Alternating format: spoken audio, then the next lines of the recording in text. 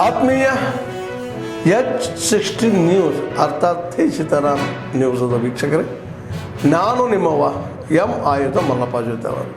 ತಾವು ಈಗ ಸುದ್ದಿಗಳ ಲೋಕಕ್ಕೆ ಎಂಟ್ರಿ ಹೊಡಿತಾ ಇದ್ದೀರಿ. ಈ ಸುದ್ದಿಗಳನ್ನು ಪ್ರತಿಯೊಂದು ನೋಡೋ ಜೊತೆಗೆ ನಿಮ್ಮ ಅಭಿಪ್ರಾಯಗಳನ್ನು ಹಂಚ್ತಾ ಇರಿ. ಯಾಕಂದರೆ ಈ ಸುದ್ದಿಗಳು ನಿಮಗಾಗಿ, ನಿಮ್ಮ ಬದುಕಿಗಾಗಿ, ನಿಮ್ಮ ವೈಚಾರಿಕೆಗಾಗಿ, ನಿಮ್ಮ ತಿಳುವಳಿಕೆಗಾಗಿಯೂ ನಿಮಗೂ ಗೊತ್ತು. ಜೊತೆಗೆ ನಮಗೂ ನಿಮ್ಮೊಂದಿಗೆ ಇದೊಂದು ಮಾತಾಡುವಂಥ ಜೊತೆಗೆ ಸುದ್ದಿಗಳನ್ನು ಬಿಡುವಂಥ ಕೆಲಸ. ಈ ಕೆಲಸದಲ್ಲಿ ನಾವು ನಿಮ್ಮೊಂದಿಗಿದ್ದೀವಿ ಅಂತ ಹೇಳ್ತಾ ನೋಡ್ತಾ ಇರಿ ಸುದ್ದಿಗಳನ್ನು. ಇಲಾಖೆ ಕಾರ್ಯಕ್ರಮಗಳು, ರೈತರ ಬಗ್ಗೆ ಅವರ ಅಭಿಪ್ರಾಯಗಳು, ಅವರ ಸಮಸ್ಯೆಗಳ ಬಗ್ಗೆ ಪರಿಹಾರ ಕಾಣಗಳಿಗೆ ಒಂದು ಪ್ರಯತ್ನವನ್ನು ಮಾಡುತ್ತೆ. ಈ ಕಾರ್ಯಕ್ರಮ ಸರ್ಕಾರಿ ಕಾರ್ಯಕ್ರಮವಾಗದೆ ರೈತರ ಕಾರ್ಯಕ್ರಮವಾಗಲಿ, ನಿಮ್ಮೆಲ್ಲರಿಗೂ ಇನ್ನೂ ಹೆಚ್ಚಿನ ಸಮೃದ್ಧಿ ಬರಲಿ.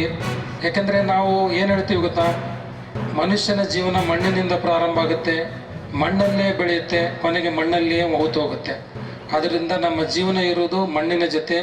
ಅಂಥ ಮಣ್ಣನ್ನು ನಾವು ಸಂರಕ್ಷಿಸಲೇಬೇಕು. ಮಣ್ಣು ಮತ್ತು ನೀರಿನ ಸಂರಕ್ಷಣೆ ಹಾಗೂ ನೈಸರ್ಗಿಕ ಸಂಪನ್ಮೂಲಗಳ ಸುಸ್ಥಿರತೆಯನ್ನು ನಿರ್ವಹಣೆಯನ್ನು ಹೇಗೆ ಮಾಡಬೇಕು ಅಂತ ಹೇಳ್ಕೊಡ್ಲಿಕ್ಕೆ ಈ ಯೋಜನೆಯಡಿ ಇದೊಂದು ಜಲಾನಯನ ಯಾತ್ರೆಯನ್ನು ನಾವು ಈ ಕರ್ನಾಟಕ ರಾಜ್ಯದಲ್ಲಿ ಜಲಾನಯನ ಕಾಮಗಾರಿ ಮತ್ತು ಅಭಿವೃದ್ಧಿ ಚಟುವಟಿಕೆಗಳನ್ನು ಮಾಡಲು ಮುಂಚೂಣಿಯಲ್ಲಿದೆ. ಸೊ ಈ ಯೋಜನೆಯನ್ನು ನಾವು ಭಾರತ ಸರ್ಕಾರ ಮತ್ತು ಕರ್ನಾಟಕ ಸರ್ಕಾರದಿಂದ 60% ಮತ್ತು 40% ಅನುಪಾತದಲ್ಲಿ ಅನುಷ್ಠಾನ ಮಾಡಲಾಗುತ್ತಿದೆ. ಈ ಯೋಜನೆ ರಾಜ್ಯದಾದ್ಯಂತ 63 ಮಳೆಯಾಶ್ರಿತ ತಾಲೂಕುಗಳೇನಿದ್ದಾವೆ ಅಲ್ಲೆಲ್ಲ ನಾವು ಈ ಯೋಜನೆಯನ್ನು 1921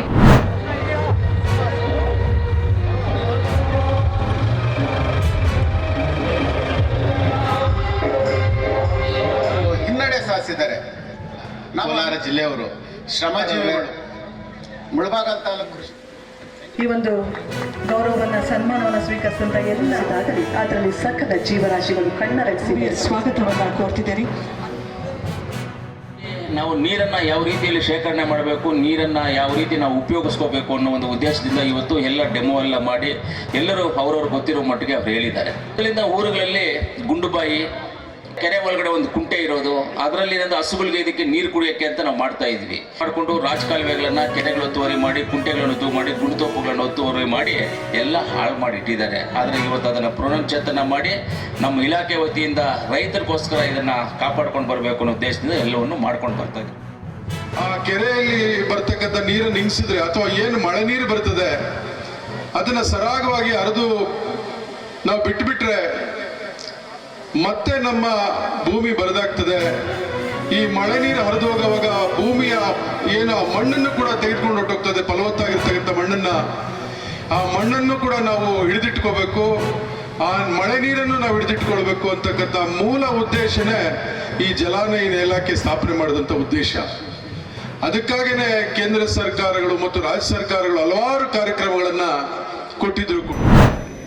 ಸೌಲಭ್ಯ ಇಲ್ಲದೆ ಜಡ್ಜಿನ ಮೆಂಬರ್ಸ್ನ ಪೋಸ್ಟಿಂಗ್ ಆಗಬಾರ್ದು.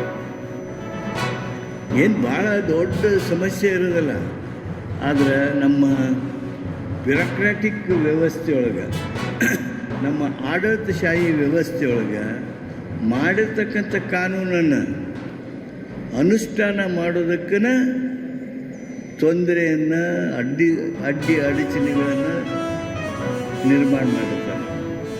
ಸಮಸ್ಯೆ ಬಗೆಹರಿಬೇಕು. ಜಾಗದ ಕೊರತೆಯಿಂದ ಇದಕ್ಕೆ ಒಂದು ಶಾಶ್ವತವಾದ ಕಟ್ಟಡ ಬೇಕಾಗಿತ್ತು ನ್ಯಾಯಾಲಯಗಳು ನಡೆಸಲಿಕ್ಕೆ. ಅದು ಭಾಳಷ್ಟು ಸಾರಿ ನಾವೆಲ್ಲ ಪ್ರಯತ್ನ ಪಟ್ಟರು ಕೂಡ ಅದಕ್ಕೆ ಕಾಲ ಕೂಡಿ ಬಂದಿರಲಿಲ್ಲ. ಮೊನ್ನೆ ತಮ್ಮ ಒಂದು ನಿಯೋಗ ಬಂದಾಗ ನಮ್ಮ ಜಿಲ್ಲಾಧಿಕಾರಿಗಳು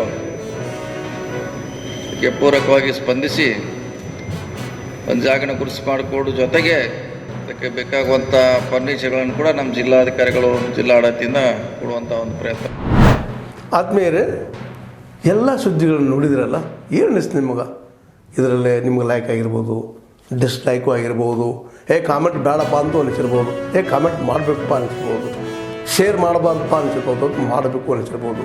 ಏನಾದರೂ ಆಗಲಿ ಶೇರ್ ಮಾಡ್ತಾಯಿರಿ, ಈ ನ್ಯೂಸ್ಗಳನ್ನ ಹಂಚ್ತಾ ಇರಿ, ಜೊತೆಗೆ ಇದಕ್ಕೆ ಸಬ್ಸ್ಕ್ರೈಬ್ ಆಗ್ತಾಯಿರಿ ಅಂತ ಹೇಳ್ತಾ H60 ನ್ಯೂಸ್ ಅರ್ಥಾತ್ ಹೇ ಸೀತಾರಾಮ್, ಇದು ಸತ್ಯದ ಕೈಗೆ ನಡಿ. ವಂದನೆಗಳು.